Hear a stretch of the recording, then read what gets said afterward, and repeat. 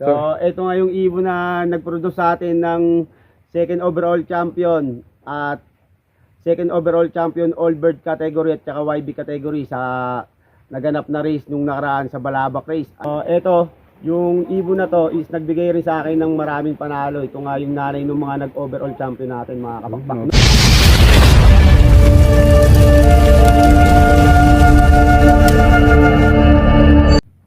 Yo, what's up mga kapakpak? Ako nga pala si Yuri Crislov TV, ang newbie pansier ng Puerto Princesa City, Palawan. Yun, so mga kalapatids nun, nandito nga tayo kay Idol Kapakpak mga kalapatids para bisitahin yung kanyang mumunting lop mga kalapatids. So, yun, Kapakpak, pwede bang masilip yung mumunting mong mga ibon dyan sa pangmalakasang lop mo mga kalapatids, no? Yun. Welcome yan, tol, tara. Yun, so mga kalapatids, nandito nga tayo sa lop ni Idol Kapakpak mga kalapatids, no? Yun, so nandito tayo sa mga flyers niya mga kalapatids, no? So lahat dito puro flyers mo lang? Puro flyers lang lahat dito, tol. So yung mga nag-overall champion ko nung South Race nung nakaraan, andito pa rin sila, hindi ko pa sila binubukod kasi yung bago natin gagawin lop is hindi pa nga natin nagagawa dahil medyo masama pa yung panahon. Kaya nga. Tsaka may darating kasi tayong race ng Cagayan Silio Race, kaya hindi ko muna nilipat dahil baka mamaya manibago yung mga ilalaro natin ng Cagayan. Yun. Kailan pala yung Cagayan, tol? Ano yun, ang race nun is February, i-start na tayo ng training, dire-diretso yun hanggang March.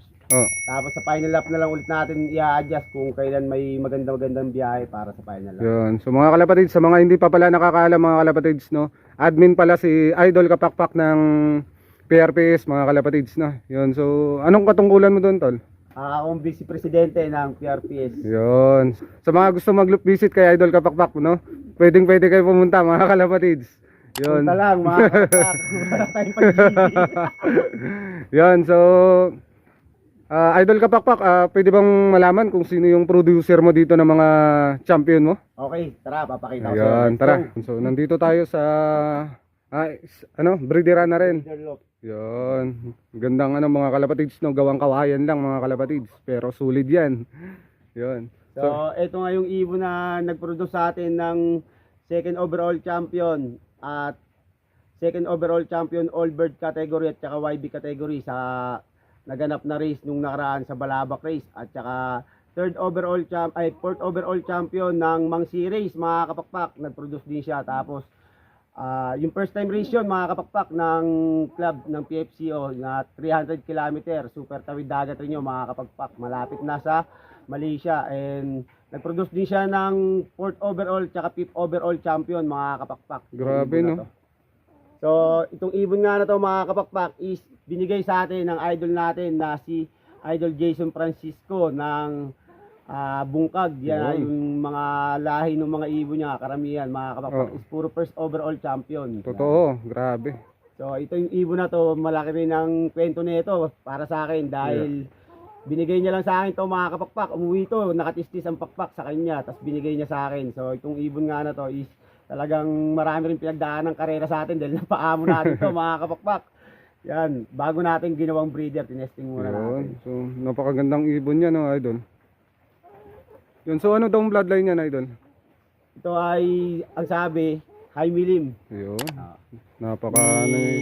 Dali mula kay Idol Rara Libuit. Yan, sa mga hindi nakakilala. Yun, mga solid pansier yun ng Puerto Princesa, Palawan, mga kalapatids, no? Kay Idol Jason Francisco. Jason Yes. Francisco. Then kay Rara Libuit. Mga solid na mga idol namin yun. Talaga mga solid talaga yun, mga kapakpak dito sa Palawan. Yun. So yung mga anak niyan, mga idol, sana? Andun lahat sa lock natin. Yun. So yung magulang nito, ay yung kapatid, yung asawa nito na mga nanay naman nun, mga kapakpak is papakita natin. Tara, Yun, let's so go. tingnan natin. So kukunin ni Kapakpak yung pares nun, mga kalapatids, no? Magkapares Yun. to. Di ko na brinake to, brinake ko to nung kasi nakita ko nagpapasawan siya. Brinake ko na yung ibon mo, yung napanalunan ko sa raffle nung na ibon ni Idol Cage 50, brinake ko. Yun yung nanay ni Himala mga kapakpak, yung tumawid sa atin at umuwi sa atin na walo lang ang pakpak mga kapakpak sa final lap. Yun. Yan na. Ibon ni Idol Janjan Cage 50 yun mga kapakpak, yung nanay. Yun. So ibon pa pala natin. So eto, yung ibon na to is nagbigay rin sa akin ng maraming panalo. Ito nga yung nanay ng mga nag-overall champion natin, mga kapakpak. Okay. North-South ang nilaro nila, mga kapakpak ha, na nag-overall champion yung mga anak nila. Itong ibon nga na to ay galing kay Tol Bonggoy TV ng Puerto Princesa City, Palawan rin. Medyo umistap na siya sa karera ngayon, mga kapakpak, at So, nabiyayaan tayo ng lahi niya. Ayos, Joston pala to mga kalapatids. Mga winner. Yun. Joston. So medyo nababasa na tayo, mga kapakpak. Yun, dahil ibon na yun, umuulan. umuulan dito mga kalapatids, no? Yun, so sinikita lang natin talaga dito mga kalapatids si Idol Kapakpak, no? Yun, so para makaano na rin tayo ng mga tips sa kanya mga kalapatids. So abangan nyo yun mga kalapatids. Let's go. Yun, so Idol Kapakpak, pwede bang malaman yung mga sistema mong ginamit sa pagkakarera mo nung itong mga katatapos na race lang at yung mga nakaraan? Idol. Marami. Kasi yung unang nag-champion ko, si Boy Cut Off, na unang race niyan kasi ang mga ginagamit ko pang kondisyon nun, puro pang manok, pang inject, gumagamit tayo nun ng Belamil, mga kapakpak, Oo. puro 0.5. So, syempre, bumalik tayo sa pag-race ulit. Di pa natin masyadong master at nakakapapa tayo nung time na yun. Pero, talagang umuwi pa rin naman sila, mga kapakpak. Pero, karamihan, may mga cut-off talaga. Nakita ko naman yung mga resulta ng mga katawan ng mga ibon nung time na yun. Talagang pinag-aralan ko rin kung paano. At sumunod na race ko nga, mga kapakpak, si Mala, yung nag-fourth overall champion ng Mangsi Island, mga kapakpak, yung first time race ng TFCO Club na 300 km from this location, mga kapakpak. So, yan nga mga kapakpak. Nagbawas na ako ng gamot dyan, binabaan ko na mga kapakpak. Ang ginamit ko na lang nung mga time na yan is puro Bitmin Pro. Powder na lang mga kapakpak. Kaya na, Shoutout Bitmin Pro, baka naman. Battle Cock, baka naman. So, yun nga yung mga ginamit natin nung time na yan, mga kapakpak. Gumamit rin tayo ng Bitmin Pro tablet 357 mula nung second lap, third lap at saka final lap, mga kapakpak. Kaya gumanda rin yung uwi ni Himala nung time na yun, mga kapakpak. Biruin nyo, tagwalo lang yung pakpak, mga kapakpak, kabilaan. Kinarga ko ng final lap, second day, 6 a.m. in the morning. Grabe, no? Yan. Yun, Andito so, na yung ibon na yun. Kapakpak, yung Bitmin Pro na yung capsule ba yun? Oo, yung capsule, yung 357. Oo. Meron nung Bitmin Pro, may Bitmin Pro powder, meron tayong tablet na Bitmin Pro tablet 357, yung tatak, mga kapakpak. Yun, so kapakpak, paano ba yung gamitin at anong kailan? Sa akin kasi, inaral ko rin, mga kapakpak, nung una nagbibigay ako every week. Sa isang linggo, 2 beses, mga kapakpak, tagkalahati lang. Halimbawa, dumating sila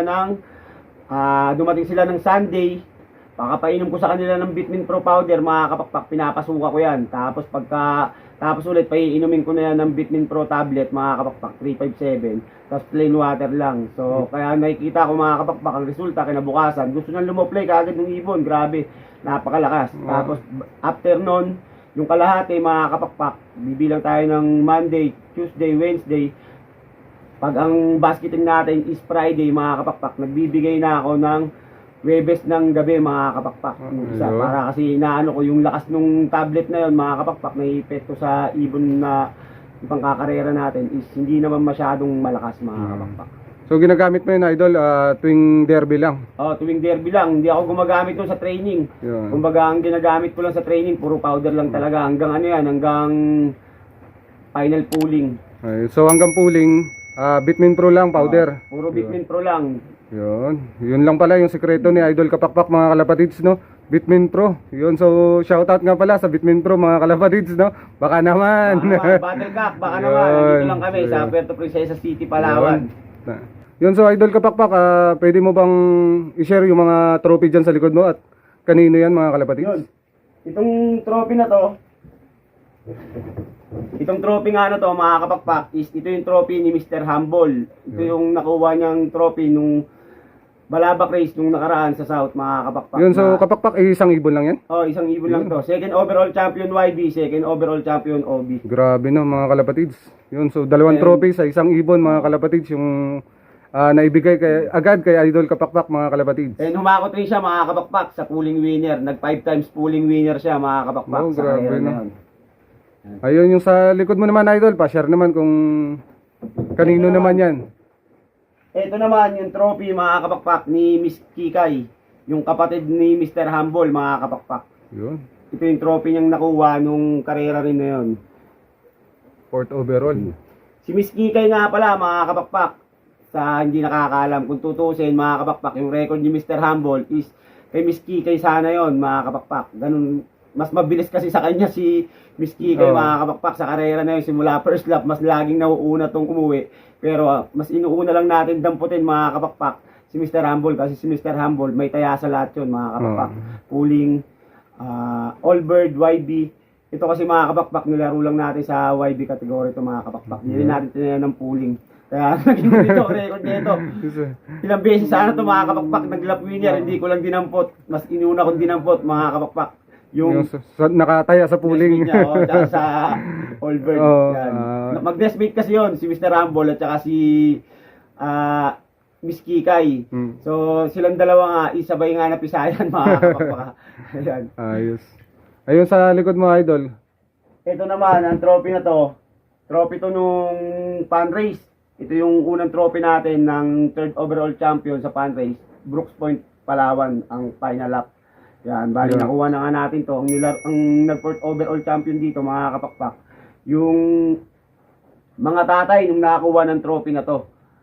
Ngayon, itong ibon nga nakuha na to, pagdating ng second race, ni-race ko ulit siya sa kabilang club, na-smash, nawala na mga kapakpak. Yun, sayang. Sayang.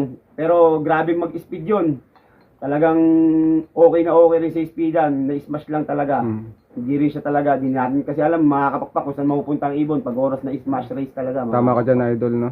Yun. Pero mahalaga, no, kahit na wala na siya, meron siyang karangalan na iniwan sa akin na kahit kailan, talagang hindi mo makakalimutan. Yan ang pinaka-importante sa lahat mga kapakpak, yung trophy. Pag Talaga meron lang. kayo nito, yung pera kasi mga kapakpak, yung premyo natin, madali lang maubos yan. tama. Nabibili lang rin natin yan. Hindi katulad nito mga kapakpak.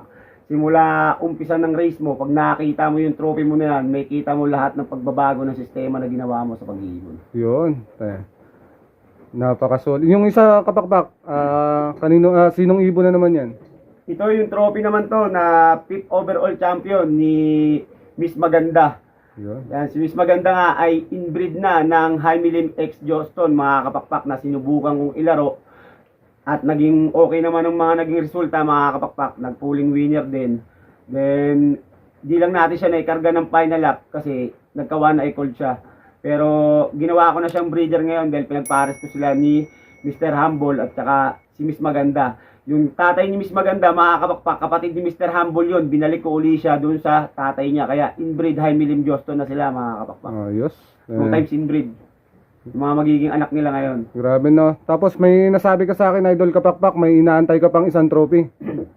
No, yun. So madadagdagan pa pala yung trophy ni Idol kapakpak, mga kalapatids. Yung trophy na inaantay natin mga kapakpak, yun yung trophy ng first time race dito mga kapakpak sa Puerto Princesa City, Palawan na palaro ng PFCO Club sa Mangsi Island mga kapakpak. Yun. So, Yun, so Idol kapakpak, baka meron kang tips na may bibigay para sa mga newbie na nanonood sa atin.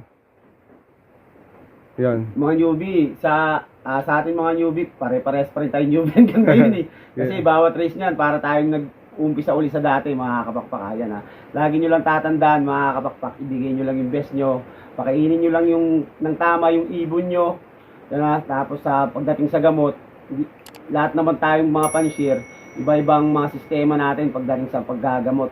Hindi naman tayo pare-parehas ng sistema. So, syempre, ang tip ko lang pagdating sa gamutan, mga kapakpak, subukan nyo rin yung iba. Kung nalalakasan kayo masyado sa mga lipad ng ibon nyo sa pagdating, or minsan naliligaw sila, doon kasi nakukuha minsan yan, mga kapakpak, ng mga ibon natin. So, kung kailangan bumaba tayo ng ibon at mahuli natin yung tamang kondisyon, mga kapakpak, para makuha natin yung mga titulo na dapat natin makuha. Yun. So, ang tip ko lang na isa pa mga kapakpak, yun ha, kung merong mga ibang panshares na nang mamalit sa inyo, huwag nyo silang bantayan mga kapakpak, ang bantayan nyo yung ibon nyo mga kapakpak. Kung paano nyo mapapauwi, okay lang yan, sumabay tayo sa malakas mga kapakpak. Napakalaking bagay niyan at marami pa tayong matututunan pagdating sa pagkakarera. Hindi lang isang karera sa mundo mga kapakpak, marami. Yun, tama ka dyan, Idol kapakpak, no? Yun, so nalaman natin yung tips para sa ating mga newbie, no? Pero halos lahat naman tayo newbie, pero ganun pa man mga kalapatids ay maraming salamat Idol Kapakpak, no? Yun. Yuri Yun. Crislov TV ng Puerto Princesa City, Palawan, Yun. mga kapakpak.